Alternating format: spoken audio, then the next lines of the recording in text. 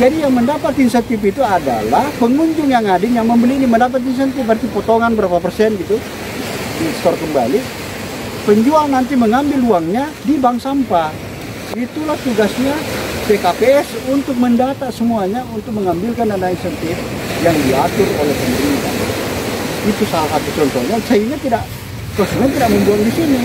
Dia mengembalikan karena akan nanti dipotong harganya bisa 10% dan seterusnya. Begitu sebenarnya pelaksanaan pasal 21 yang jadi integrasi dengan pasal 13, pasal 14, pasal 15, pasal 21 insentif. Itulah proses pelaksanaannya.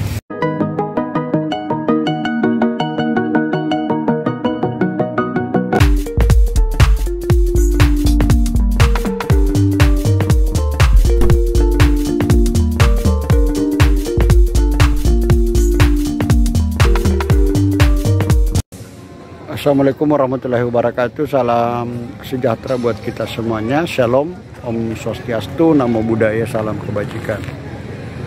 Sore ini tepatnya tanggal 19 April 2022. Saya berada di pantai Kota Sibolga atau Sibolga Kota Ikan di Provinsi Sumatera Utara, tepatnya di pesisir barat Sumatera Utara.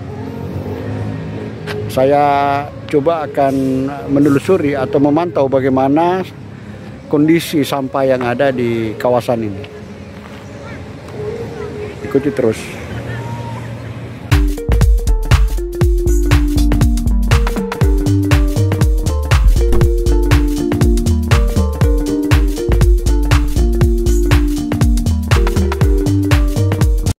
Saya berada di kawasan Sibolga Kota Ikan atau sebuah kawasan pantai ya. Ini pelabuhan lama. Saat ini saya coba akan memantau bagaimana sampah-sampah yang ada di tempat ini. Ini saya sekarang di hotel wisata ya, di hotel wisata. Ini nanti akan kita dorong untuk membentuk bank sampah di kawasan ini. Artinya dia akan menjadi koordinator daripada seluruh bangunan yang ada di sekitar ini untuk membentuk satu bank sampah. Harapan kami, saya selaku founder daripada Yayasan Kelola Sampah Indonesia Yaksindo yang sudah melakukan koordinasi dengan pemerintah Kota Sibolga untuk menjalankan sebuah program Sibolga Bersih Sampah, di mana program ini akan connect ya dengan visi misi wali kota, yaitu bersih atau sehat, pintar dan makmur. Nah, itu salah satu visi daripada wali kota yang kita akan ejawantah di lapangan melalui pengelolaan sampah di Kota Sibolga. Ikuti terus saya akan turun ke bawah untuk melihat bagaimana di laut ini ya.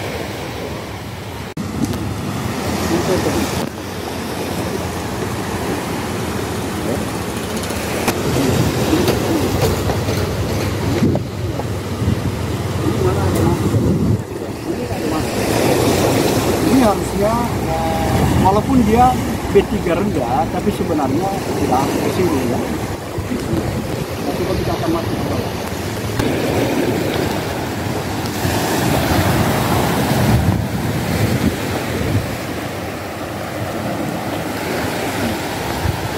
Ini Pespom. Ini Pespom ini punya Wahyu ini ya. Itu kemasan kita sama sempurna.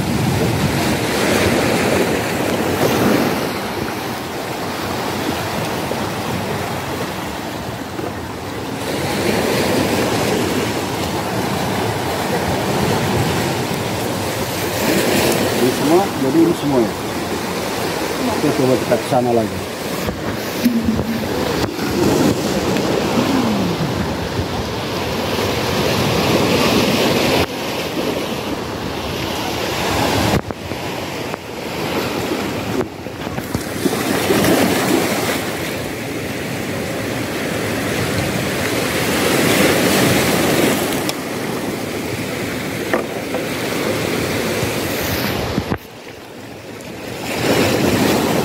Pucuk nih.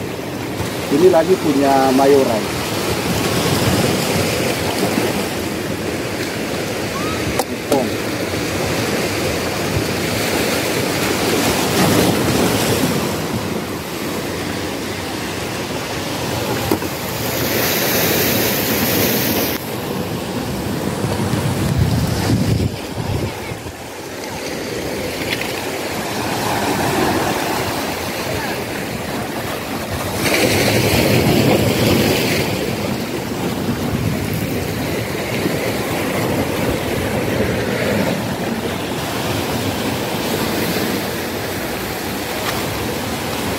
Jadi ini semua ini yang harus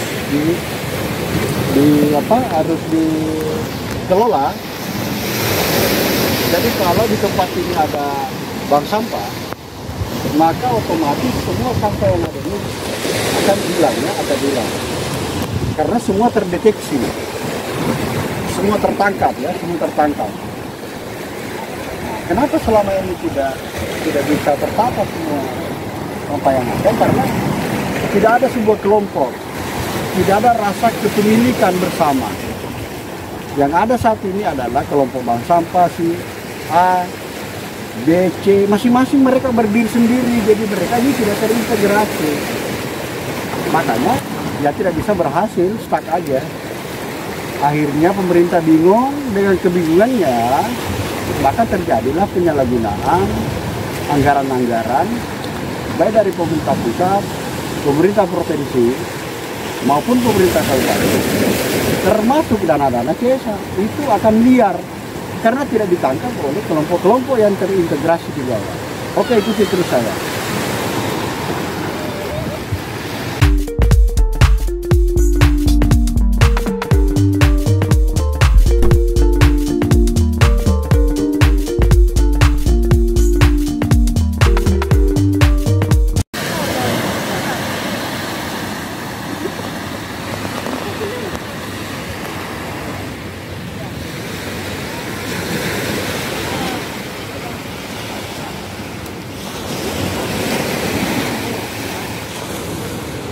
Ini produksi PCR Bekasi, ini Bekasi lagi nih.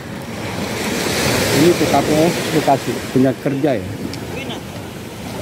PT URC Indonesia Bekasi Jakarta.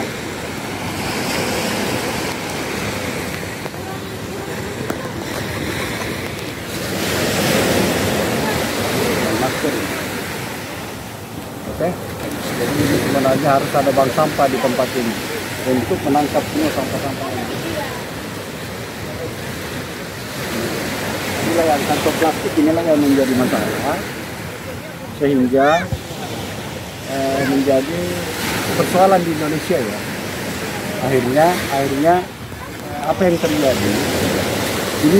Inilah kantong plastik yang menjadi sasaran kebencian, artinya sasaran untuk masuknya para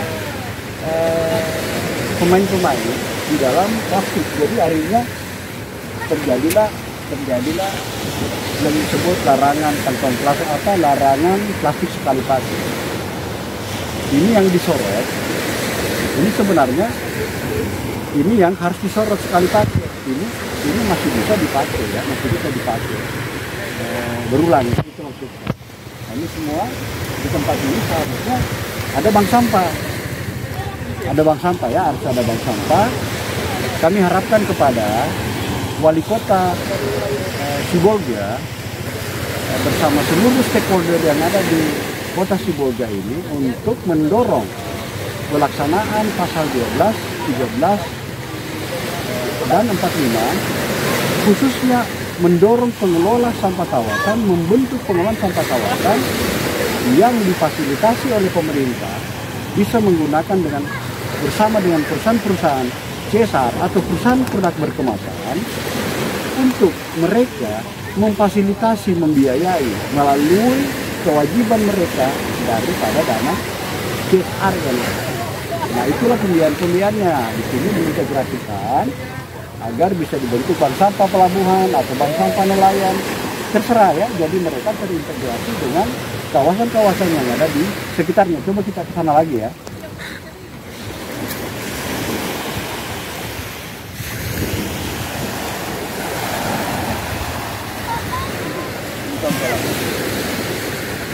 Nah, ini kemasan seperti ini sebenarnya masih bisa dipergunakan lagi, jadi bukan sekali pakai sebenarnya. Ini kalau ada pengelolaan sampah kawasan, ini tidak terbuang ke sini ya. Ataukah setidaknya ini kan mengalir dari bisa jadi nelayan-nelayan yang membawa keluar. Mungkin masa di perahu di mana aliran arus daripada ombak ini, air laut ini yang membawa ke sini. Nah, kalau ada bank sampah nelayan atau bank sampah pelabuhan yang terintegrasi dengan mereka yang melaut, akhirnya mereka tidak membuang di luar sana, mereka membawa pulang sampah. Mereka membawa pulang kemasan ini, lalu mereka store di pada bank sampah yang ada di kawasan itu. Nah, inilah selanjutnya mereka mendapat insentif. Jadi mendapat insentif mereka. Itulah sebenarnya di pasal 14 dengan 15, yaitu adalah khususnya pasal 14 itu adalah melabel, memberi nilai ekonomi berapa harganya ini. Misalnya ini 1.000. Nah, mereka nanti akan mendapat uang di store sampahnya ke bank sampah. Nah, dari sana mereka diidentifikasi kepada PKPS. PKPS nanti yang berhubungan dengan pemerintah untuk menarik dana insentif mereka untuk kembali dana itu. Itulah arti daripada atau pelaksanaan daripada pasal 15 Undang-Undang 18 tahun 2008 tentang sampah, khususnya pelaksanaan extended production responsibility.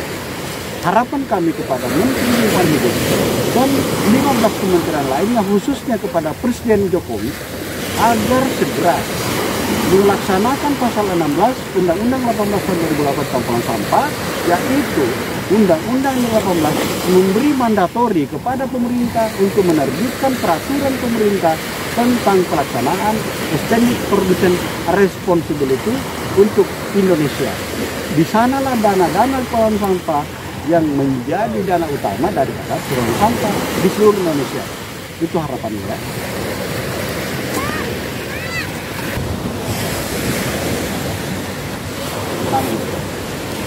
Ini juga.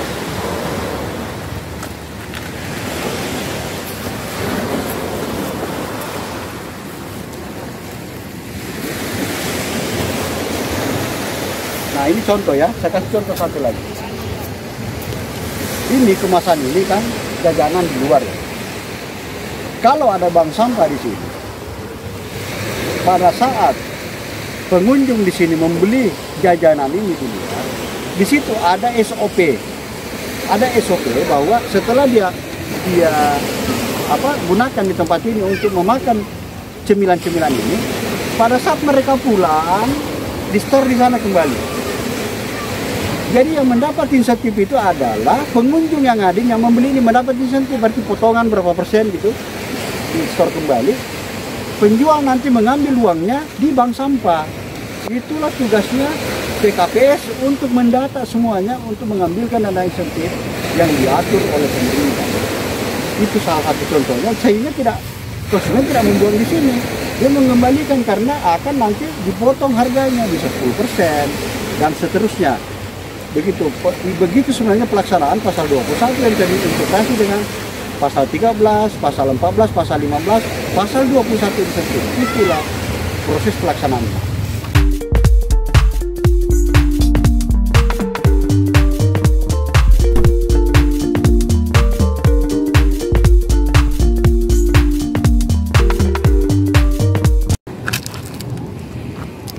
Ini contoh ini. Ini produk dari Tetra Pak ya, Tetra Pak. Ini coba kita lihat di sini. Ini semua sampah-sampah ini. Coba ya. Ini kalau ada bank sampah di sini nggak ada yang demikian ini. Apalagi setelah dilaksanakan pasal 14 pelabelan nilai ekonomi. Semua ada nilai ekonomi, jadi tidak terbuang demikian ini. Tolonglah Menteri Lingkungan Hidup, ayo serius melaksanakan amanat Undang-Undang 18 tahun 2008 tentang pengelolaan sampah. Kasihan Indonesia dibiarkan demikian ini. Khususnya Ibu Dirjen PSLB 3, mari kita serius Bu Dirjen. Berhentilah kita bersandiwara. Saya paham Ibu tidak bersandiwara, tapi Ibu larut daripada permainan-permainan di kiri kanan Bu. Kami paham Bu. Kami sangat paham Bu Dirjen. Ibu Dirjen bersih, Ibu Dirjen tidak bersandiwara. Tapi karena tidak ada ketegasan sikap daripada pemerintah pusat, maka tidak ada yang beres di seluruh kabupaten kota di Indonesia. Ini Bu Dirjen, saya lagi berada di kota Sibolga. Ini pelabuhan Sibolga di belakang saya. Ini sengaja kami di sini sudah melihat ciri becak motor yang ada di kota Sibolga. Ini saya bukan berada di mana-mana, saya di kota Sibolga Bu Dirjen. dari Kota Sibolga, saya harapkan Ibu Dirjen, mari kita bekerja dengan benar. Ibu sudah menerima drafting PPSR dari kami. Ayo kita membuka diri, ayo kita berpikir positif. Bukalah hati Ibu, tarik kembali itu drafting PP yang Ibu sudah terima dari kami. Oke Bu Dirjen, sampai jumpa di Jakarta. Coba kita perhatikan tempat sampah.